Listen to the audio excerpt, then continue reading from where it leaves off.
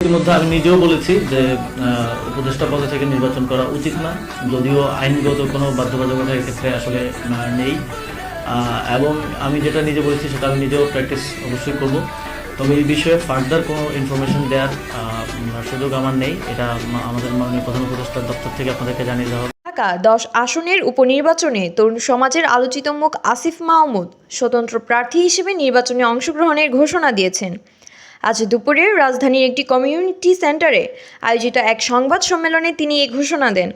সংবাদ সম্মেলনে উপস্থিত ছিলেন স্থানীয় বিভিন্ন সংগঠনের প্রতিনিধি, শিক্ষিত তরুণ সমাজ ও গণমাধ্যম কর্মীরা।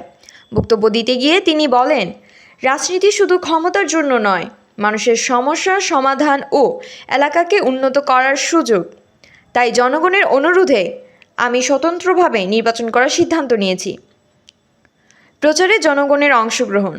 সংবাদ সম্মেলনে আসিফ মাহমুদের পাশে দাঁড়ানো তরুণ সমাজের উপস্থিতি ছিল চোখে পড়ার মতো।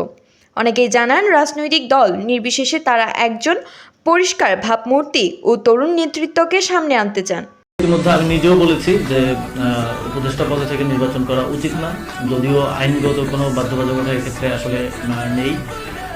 এবং আমি যেটা নিজে বলেছি সেটা আমি নিজেও প্র্যাকটিস অবশ্যই করব। তবে এই বিষয়ে ফার্দার কোনো ইনফরমেশন দেওয়ার সুযোগ আমার নেই। এটা আমাদের মাননীয় প্রধান উপদেষ্টার দপ্তর থেকে আপনাদেরকে জানিয়ে দেওয়া হবে।